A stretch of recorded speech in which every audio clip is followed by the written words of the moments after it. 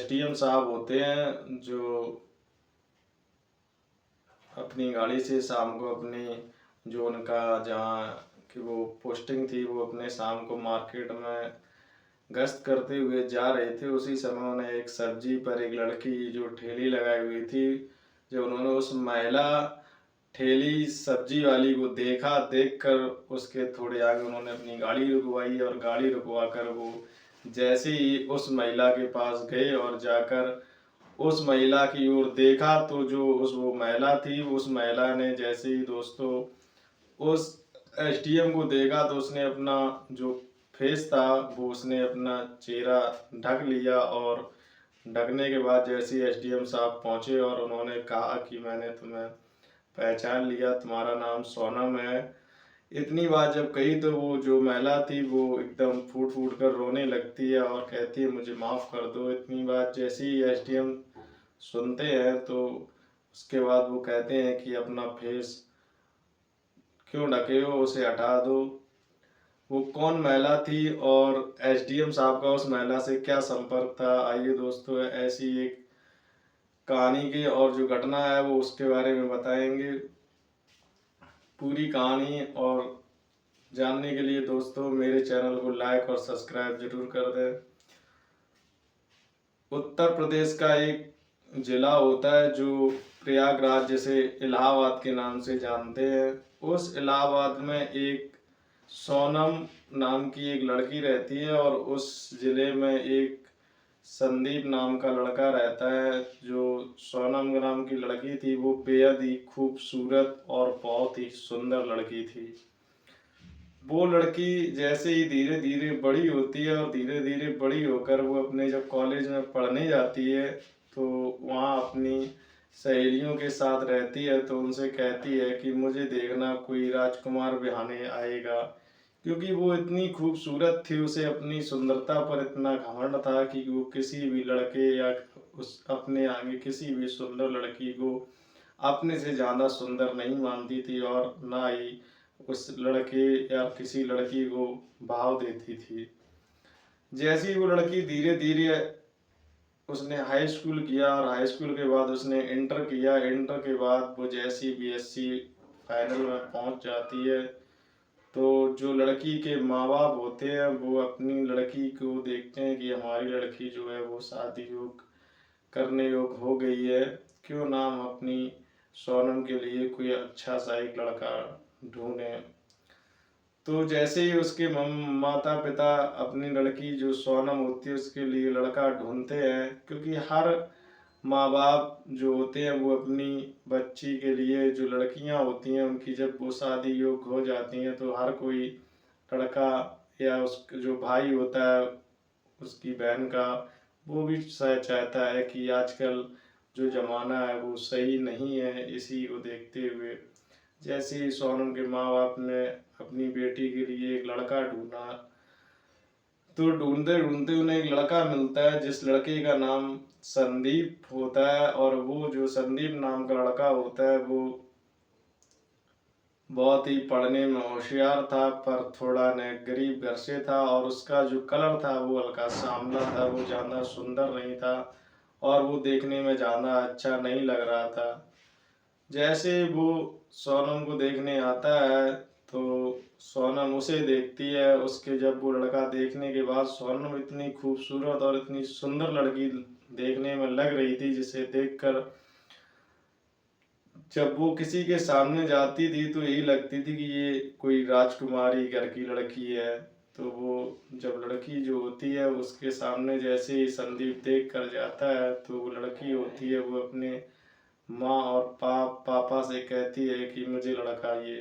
पसंद नहीं है। और जो उसका भाई होता है अपने भाई से वह कहती है कि लड़का सांवला है, ये मुझे बिल्कुल पसंद नहीं आ रहा है। यही बातें वो अपने जब घर वालों से कहती है। लेकिन आजकल के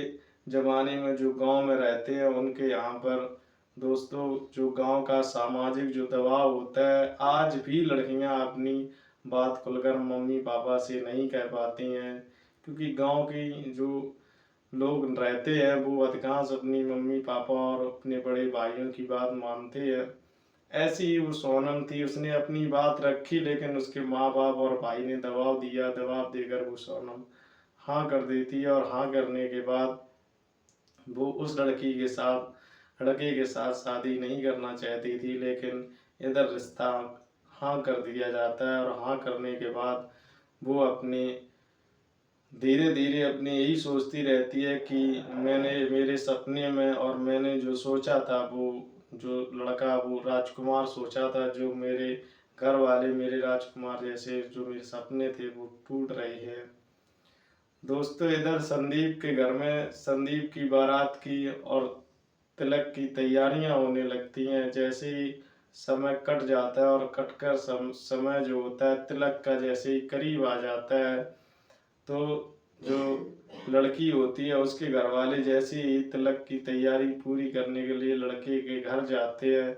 और उधर संदीप को तिलक जो होता है उसमें तिलक चढ़ जाता है। और तिलक चढ़ने के बाद जो 5-6 दिन बाद बारात होती है, वो बारात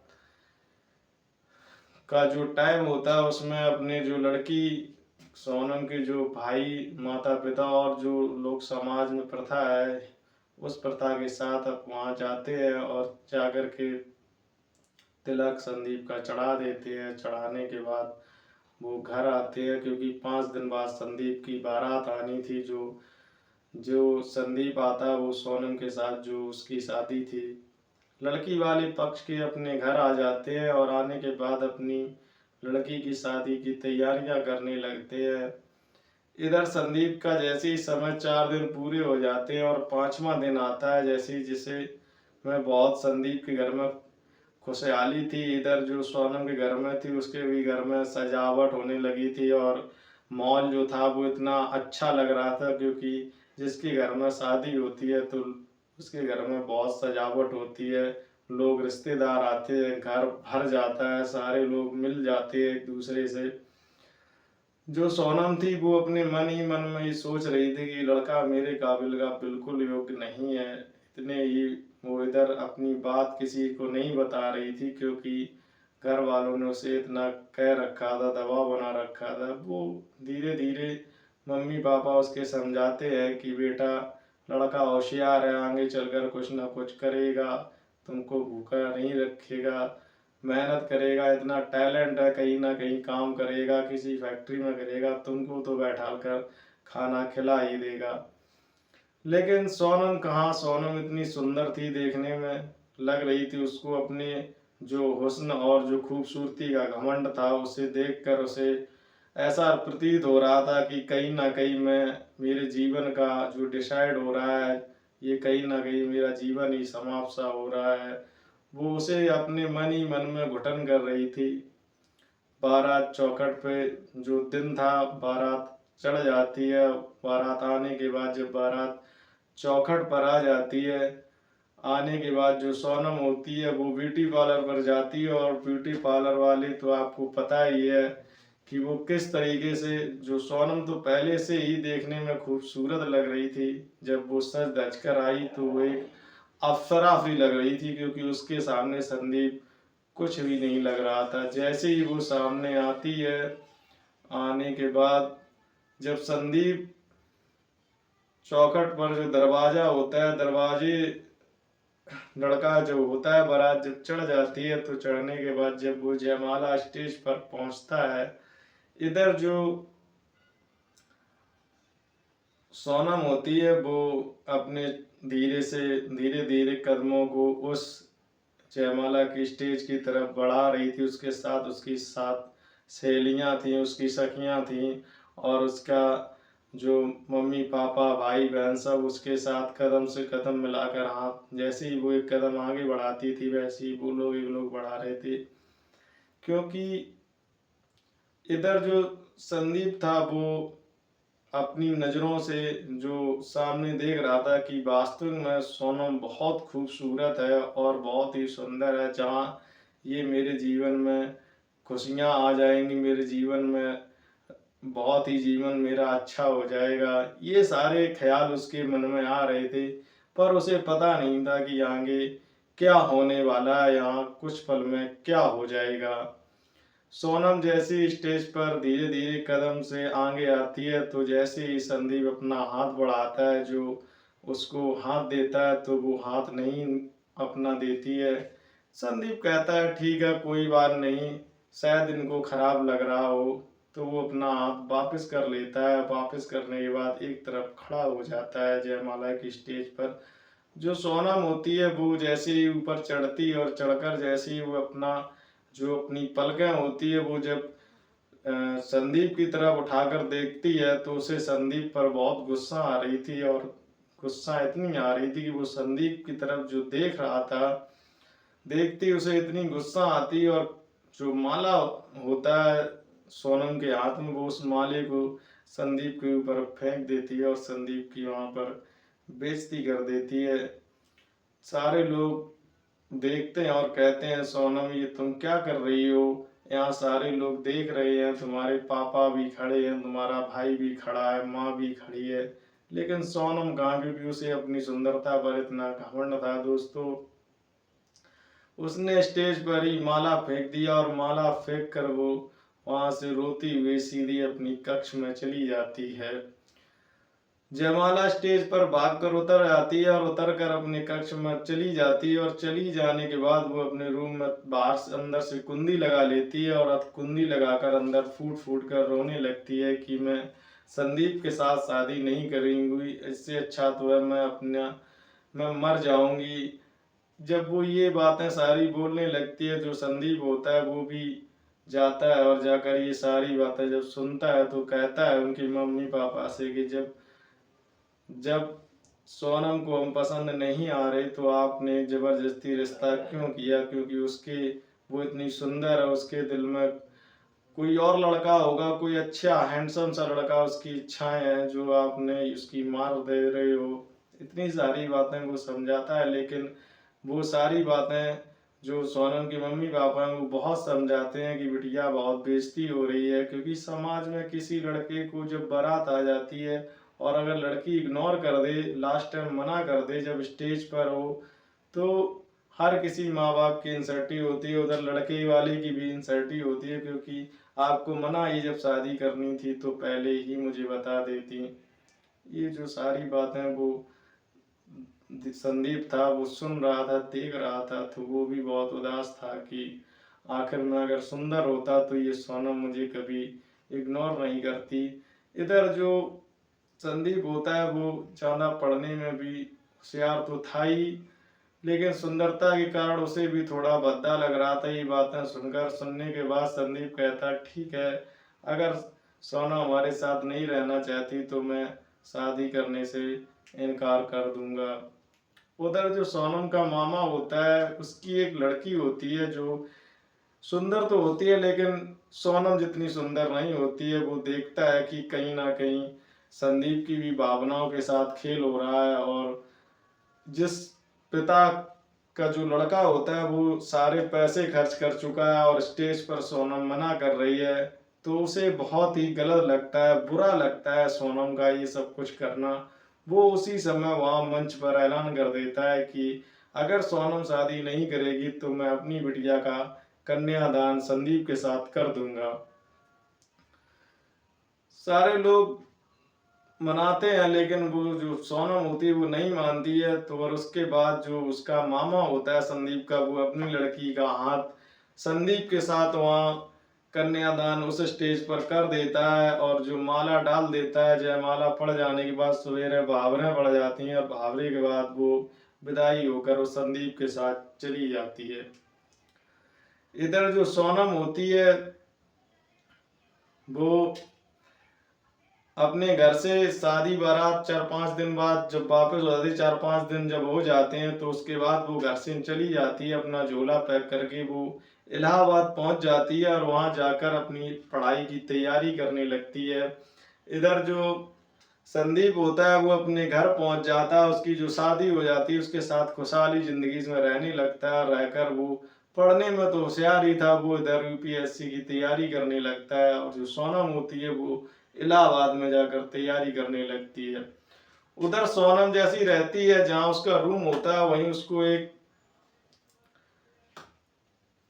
एक अमन नाम का लड़का होता है, जिससे उस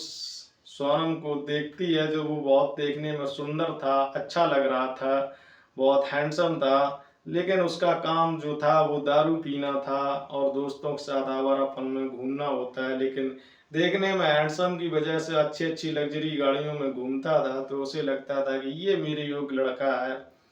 सोनम उसको देखती है और देखते देखते देखते काफी दिन जब हो जाते हैं, तो सोनम और जो अमन होता है उन दोनों में दोस्ती हो जाती है, और दोस्ती होने के बाद एक दूसरे से प्यार करने लगते हैं। उसके बाद जो सोनम होती है वो अपने घर पर बता देती है कि मैंने एक लड़का पसंद किया है जो अमन नाम का है, काफी हैंडसम है, सुंदर है, मैं इसी के साथ शादी करना चाहती हूँ, इसी के साथ जीवन बिताना चाहती हूँ। वो सोचती है कि पैसा भी है इसके पास, गाड़ियां भी, और मैं तो सुंदर ही हूँ। मगर वो सुंदरता के कारण जो अमन था वो उसे प्यार कर रहा था, वो उसके नेचर और स्वभाव से नहीं कर रहा था, उसकी सुंदरता से उसे चाहने लगता है और उसे यूज करता है, इस्तेमाल करने लगता है। इधर जो सोनम होती है वो उसके साथ घर वाले, ठीक है बेटा तुम्हारी मर्जी है, क्योंकि वो लोग तो बहुत परेशान ही हो चुके थे। उन्होंने जैसे पसंद किया था सोनम ने अमन नाम लड़के से, उसके साथ उसकी शादी करा देते हैं। शादी होने के बाद सोनम अपने घर चली जाती है, और घर जाकर जो अमन और जो सोनम होती है उसका, अमन के जैसी 1-1.5 साल हो जाती है, तो सोनम के एक पुत्र पैदा होता है। जो पुत्र पैदा होता है उस वो जैसे ही 5-6 महीने का होता है, इधर जो अमन होता है उसकी जो संगत थी, वो सामने जो दारू पीकर नहीं आता था सोनम के सामने, वो धीरे धीरे दारू पीने लगता है, और धीरे धीरे दारू पी पी कर वो फिर उस रूटीन पर आ जाता है कि वो घर पर भी सोनम के सामने दारू पीने लगता है। जब सोनम इस बात से मना करती है, और मना कर कर जब सोनम उसे समझाने की कोशिश करती है, लेकिन अमन नहीं मानता और गालियां देता और कहता है तुम अगर मुझे रोकोगी तो मैं तुम्हें अपने घर से भी निकाल कर बाहर फेंक दूंगा। तो सोनम जो होती है वो कहीं ना कहीं टूट जाती है और रोती है, और सोचती है कहीं ना कहीं मैंने अब जीवन में बहुत गलत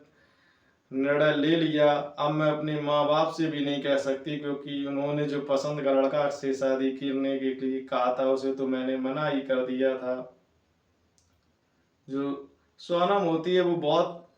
समझाती है, लेकिन अमन नहीं मानता। वो दारू पीने में इतना डूब जाता है और सोनम को भी मारता है, पीटता है।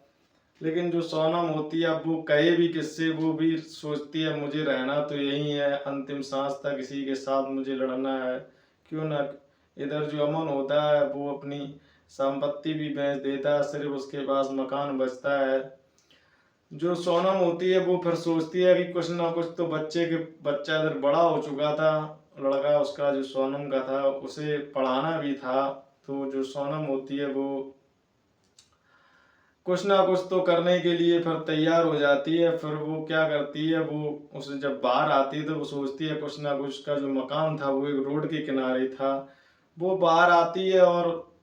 अपनी मकान के सामने एक ठेलिया लगा लेती है, उस पर सब्जी बेचने लगती है। उस ठेलिया से सब्जी जो बेचती है शाम को उसे 500-1000 रुपये जो बच जाते हैं, उससे अपना और अपने बच्चे का और परिवार का खर्च चलाती है। और संदीप तो रोज दारू पीता है, और दारू पीकर हमेशा ऐसे ही डला रहता है रूम में, क्योंकि उसका स्वास्थ्य भी खराब हो चुका था। इधर जो संदीप था वो अपनी तैयारी कर रहा था, तैयारी करते करते उसने यूपीएससी जो एग्जाम होता है वो एग्जाम उसको निकाल देता है, और निकालने के बाद वो एसडीएम पोस्ट की रैंक पर उसे चयन हो जाता है। और चयन होने के बाद ट्रेनिंग होती है, और ट्रेनिंग के बाद वो उसी जिले में वो आ जाता है जहाँ सोनम का घर होता है, और उसे वही तहसील भी मिल जाती है जिसमें उसका क्षेत्राधिकार होता है। ऐसे ही जब वो शाम को, जो संदीप था वो शाम को अपने सदर से होकर गुजर रहा था, जैसे ही वो उसने देखा कि इस मंडी जो सब्जी की है इसमें सारे लोग जेंट्स ठेलिए लगाए हुए हैं जो सब्जी बेच रहे हैं, मगर सामने उसकी नजर पड़ती है तो एक लड़की जो सब्जी बेच रही है उसे वो देखता है, और देखकर लगता है कि कहीं ना कहीं मैंने इस लड़की को देखा है। तो वो जैसे ही उस सोनम की ठेलिया जो सब्जी वाली पे वो बेच रही थी, उसी की वो जैसे ही बढ़ता है, जो सोनम होती है वो संदीप को देख लेती है कि मेरे सामने जो आ रहा है वो संदीप ही आ रहा है, संदीप का ही फेस है, संदीप का ही चेहरा है। जैसे ही वो संदीप की तरफ देखती है तो वो अपना चेहरा छुपा लेती है, और छुपाने के बाद वो नीचे अपना सर झुका लेती है। इधर जो एसडीएम संदीप बन जाता है, वो जय संदीप जाता है और कहता है कि सब्जी क्या रेट दे रही हो, तो वो सब्जी के भाव पूछता है, भाव वो बताती है, तो वो बाद में संदीप कहता है कि तुम चेहरा क्यों मुझसे छुपाए हो, तुम्हारा नाम सोनम है क्या। तो वो जब इतनी बात कहता है तो जो सोनम होती है वो चेहरा में जी हाँ करती है, और कहकर जैसे ही वो संदीप कहता है कि अपना चेहरा हमसे क्यों छुपा रही हो, जैसे ही वो चेहरा खोलती है और देखती है संदीप की आंखों की तरफ, तो रोने लगती है और कहती है कि मुझे माफ कर दो, मेरे मम्मी पापा ने तुम्हारे साथ शादी के लिए चयन किया था, जिसे मैंने ठुकरा दिया था। तुम्हारी बारात आई थी और मैंने तुम्हें जो बेइज्जती की थी उसका ये परिणाम है। काश मैंने तुम्हारे साथ शादी कर ली होती तो आज मैं यहाँ नहीं होती। जो संदीप होता है वो पूछता है कि ऐसी तुम इतनी खूबसूरत थी, सुंदर थी, तुम्हारी जो शादी हुई थी, जो अमन नाम का लड़का था वो बहुत ही सुंदर था, काफी संपत्ति जायदाद थी, लेकिन तुम यहाँ कैसे आ गई, इन हालात ये तुम्हारी कैसे हो गई। तो जो वो सोनम होती है वो अपनी सारी बात संदीप को बताती है कि ऐसा ऐसा मेरे साथ हो गया, इसलिए मैं यहाँ पर जो पैसा कमाती हूँ उससे अपना बच्चे का और अपने परिवार का जो भरण पोषण चला रही हूँ। ये बातें जब संदीप सुनता है तो वो बड़ा आश्चर्य हो जाता है और कहता है सोनम, इसमें शर्माने की कोई बात नहीं है। अगर तुमने मुझे ठुकराया ना होता, मुझे इग्नोर ना किया होता, तो आज शायद मैं एसडीएम नहीं होता। अब मैं तुम्हारे सदर का ही यहाँ का एसडीएम हूँ। और वो जो गाड़ी में बैठी है तुम्हें तो पता है वो मेरी पत्नी है। उस समय तुमने मुझे ठुकरा दिया, लेकिन क्या करूँ, खैर कोई बात नहीं। तुमने जो ये हौसला दिया, जो ये हौसला रखा, ये बहुत ही तारीफ करने के योग्य है। तुम परेशान मत होना, अपना व्यापार जो कर रही हो करो, इसमें कोई बुराई की बात नहीं है। जो सोनम होती है वो फूट फूट कर रोने लगती है और कहती है कि मुझे माफ़ कर देना। जब ये बात कहती है तो संदीप कहता है मैंने तो तुम्हें माफ़ उसी दिन कर दिया था, आज माफ़ करने वाली कोई बात नहीं है। हाँ, मैं इतना ज़रूर कहता हूँ कि अगर तुम्हें लैब में कोई दिक्कत हो, कोई ज़्यादा परेशानी हो, अगर मुझसे कोई मदद करने की उम्मीद हो, तो बेझिझक बे शर्माना नहीं है आपको, आप सीधी मेरे पास चली आना। मैं आपकी हर संभव जहाँ तक मेरी मदद करने की होगी मैं तुम्हारी मदद करूँगा। इतनी कहकर संदीप अपनी वाइफ के साथ गाड़ी में बैठकर चला जाता है। इधर जो सोनम होती है वो ठेली पर अपनी सब्जी बेचने लगती है, और उसके बाद सोनम को जो पछतावा होता है वो उसके बाद सोनम सोचती है कि अगर मैंने मम्मी पापा की बात मान ली होती तो आज मुझे यहाँ तक नहीं आना पड़ता। ये सारी बातें सोचकर वो सोचती रहती है। उसके बाद में वो अपनी जो ठेली होती है उसे सब्जी बेचने का काम जारी रखती है। दोस्तों, इस कहानी से मेरा कहने का एक ही मतलब है कि जीवन में सुंदरता के कारण कभी अच्छे गुण के लड़के को जो लड़कियां ठुकरा देती हैं, बाद में उन्हें पछतावा जीवन भर का होता है। जरूरी नहीं कि सुंदर लड़का हो और वो भविष्य में कुछ ना करे, तो उस जिंदगी का क्या मकसद है, क्या फ़ायदा है। दोस्तों, मेरी कहानी जैसी भी हो, कैसी लगी हो, कमेंट और लाइक ज़रूर कर